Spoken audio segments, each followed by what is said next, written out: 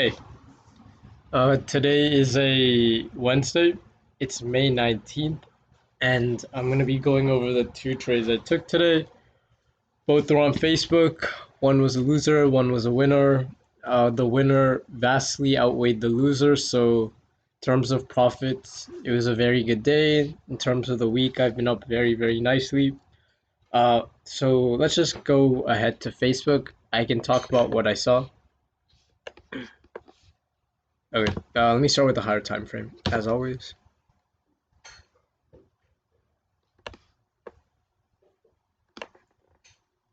Okay. So relative to some of the other equities, Facebook has been holding value extremely well. Uh, I'll just show you like this. So you can see that, Facebook on a higher time frame is still making higher lows. So though it is a bit choppy, that bullish analysis is still intact. If you go to another equity like AMD, you can see that, AMD breached 74. It's very, very weak, consistently making higher lows. Let me just go to Apple. Same thing, Apple, higher lows. Uh, Netflix. Netflix is doing a little bit better. Baba is getting killed. So relative to some of the other equities, Baba is, or Facebook is holding value relatively well. So let me just go to SPY. I think it's really important to understand what happened today. Oh, shit, I don't know why I have this volume thing on. Just go ahead and remove this volume sub. It'll be easier to see. Yeah, I'm recording the video. Okay. So what happened today during pre-market? We dropped like crazy. So this is the context. This is the analysis that needs to be done on your own. But essentially, what I saw is uh, the market tanked like 3-4% or 2-3% on SPY or ES, which is a big deal. And the reason we dropped is because I think it was because China released some news about crypto. So, crypto like Dodge was down like 30%. Bitcoin was probably down 30% too. So that caused a lot of fear in the market. And because of that, a lot of traders who were long in the market are now underwater. Uh, and because we had gap down 2 to 3%, you have to put your eyes from a retail trader's perspective. They think the market has gap down 2 to 3%. They think that the market is going to continue moving lower, but that's not always the case. In my opinion, gap downs and gap ups are always the hardest to trade because you really, really have no idea where the market is headed. That's a that, that's just some context going into today. So now let's go to Facebook on a intraday time frame. I can talk about what exactly I saw. Yes, super choppy. Let me crosshairs. Sorry about that. Yeah. Okay. Damn. Okay. So this is SPY. Let me just zoom in a bit. Probably go a little. Yeah, I'm just adjusting it so because I did take two trades, so I just want to go over both. This is good. Okay, and this was Facebook. Okay, so what did Facebook do? We opened inside of daily demand. From a retail trader's perspective, we gapped down, I don't know, 2 to 3 points, around $6 on Facebook. So a lot of retail traders are trying to go short, but institutions have their buy orders placed inside of daily demand. So we start moving lower, and retail traders they're underwater. They're stuck now. Nothing really caught my eye until this 1025 candle on Facebook. So Facebook broke high day on increasing volume, good volume, while ES was pretty choppy. NQ also did break high day at the same time, but you can see that at 1035, we pulled back somewhat aggressively, and Facebook, despite having this little upper wick, somewhat held value. So um, uh, I knew that Facebook had relative strength compared to SPY, and compared to QQQ, it had a little bit more relative strength than QQQ. It wasn't anything extreme, but I did think it was enough to put on a trade. So that's the first thing, identify which equities had relative strength, and Facebook was the only thing which caught my attention.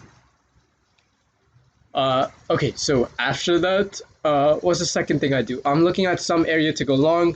310 is a psychological number. We don't have supply all the way till 312. But what I noticed is that, we put in our high at around 309. So now I know that a good place to take it long is 309, targeting this 312 key level area. Okay, so that's step number one, relative strength. Step number two, found out that longing over 309 would be a good place. Third thing is that we did have 45 minutes supply, but it wasn't super strong. We did test it once or twice in the morning, so it was used. Same thing, NQ broke through its supply, so not worried about the supply at all. Okay, what's next? Okay, so where I first entered was right before the 309 break. Right here. So confirmations, obviously we bounced out of daily demand. We broke 309 key level, anticipating the break.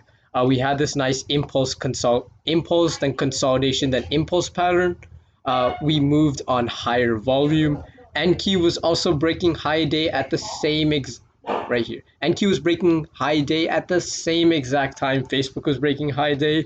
On top of that, VIX breached the 24.8 key level. So if VIX moves lower, Facebook will move higher. VIX will always inverse both SPY, QQQ, and all the other equities.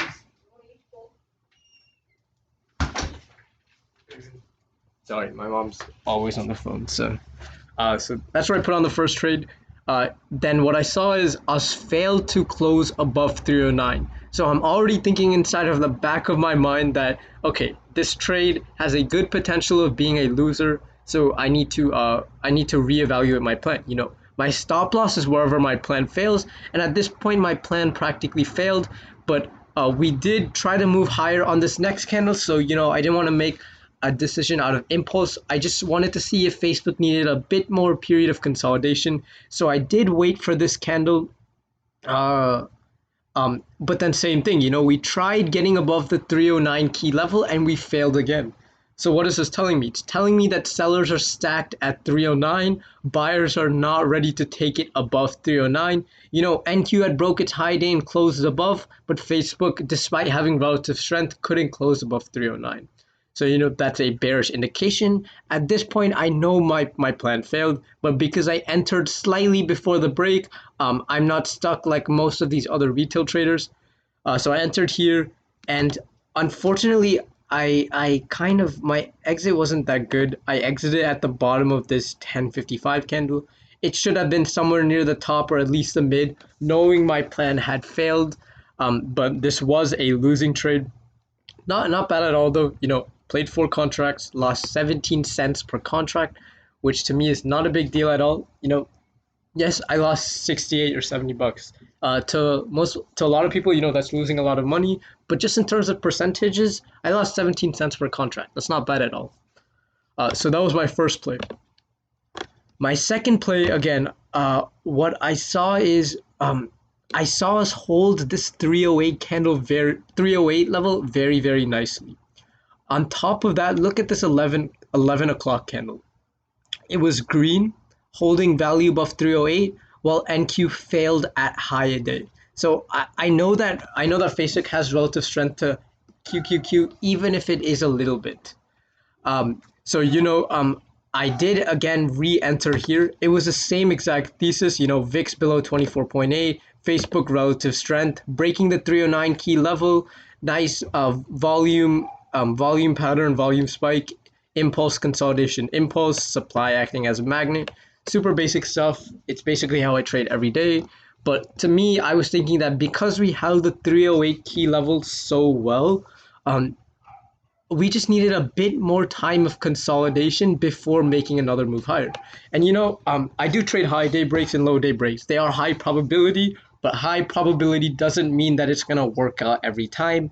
But what you can control is your risk, knowing that when your plan is wrong, stop out, and then re-enter if the setup is there. So same thing, NQ also broke high day again as Facebook broke high day. So, took the same exact play. My fill was 2 cents below my first fill, so literally the same contracts as well. played 4 contracts. Then we got this nice explosive move up, and I immediately took 2 contracts off. So let me just tell you quickly. First play, I played like 4 contracts. I was down 17 cents per contract.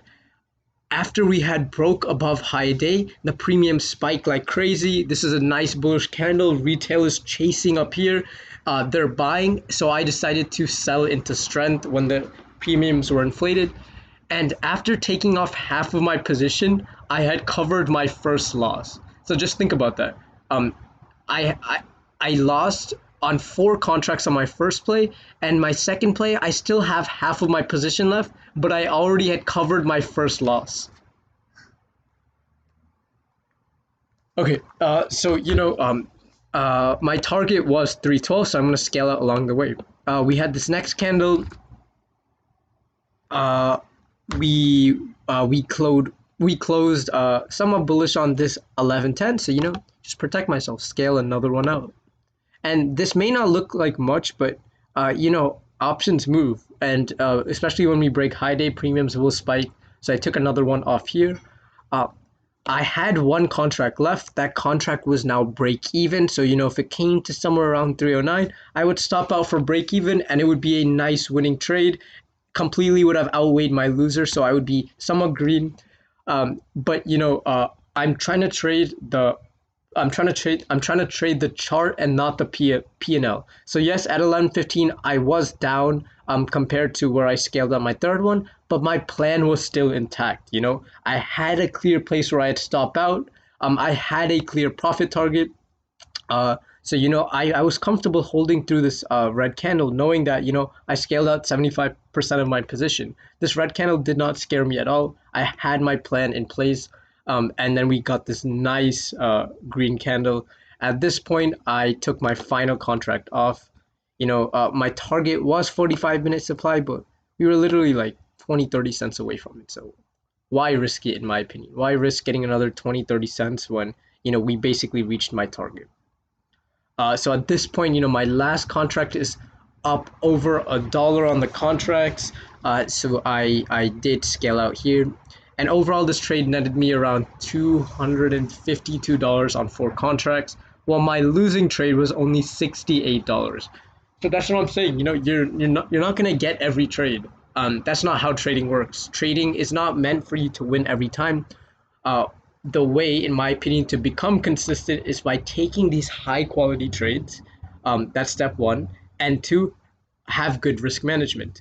And just a little tactic about risk to reward. I always like to scale out on the way to protect myself, because we could have easily dumped here. And if I said, okay, my final target is 312, I'm not going to scale out, then this would have been a break-even trade for me. But because of the way I take profit, this ended up being a nice winning trade. I did catch like $2 on the options, which was pretty good too. So I'm gonna end the video here. Hopefully it's not too long. It's 13 minutes, about average. Oh, okay. So one thing I did want to cover is just really quickly. This was a high quality trade, but I was talking to a couple of other traders, and going back, I'm not 100% sure if I would take this type of trade again. And you might be wondering why. Like this was a $252 win. Why would I not take a trade like this? It's because the relative strength, as I talked about in the beginning, wasn't extremely clear. Yes, we did have relative strength to SPY, but the QQQ, we were only slightly stronger than QQQ. So this wasn't an A plus setup. It was more like an A or a B plus setup. So it is a little bit confusing, because I know that this was definitely a good trade, but I don't know if it's the highest of quality of trades that I want to take in future. But that's just something to keep in mind. Always analyze your winning trades as well, not just your losing trades, because you just want to improve. You want to get that win rate up. So yeah, I just wanted to bring that up. But I'm gonna end the video here, and I hope you guys have a great rest of your evening.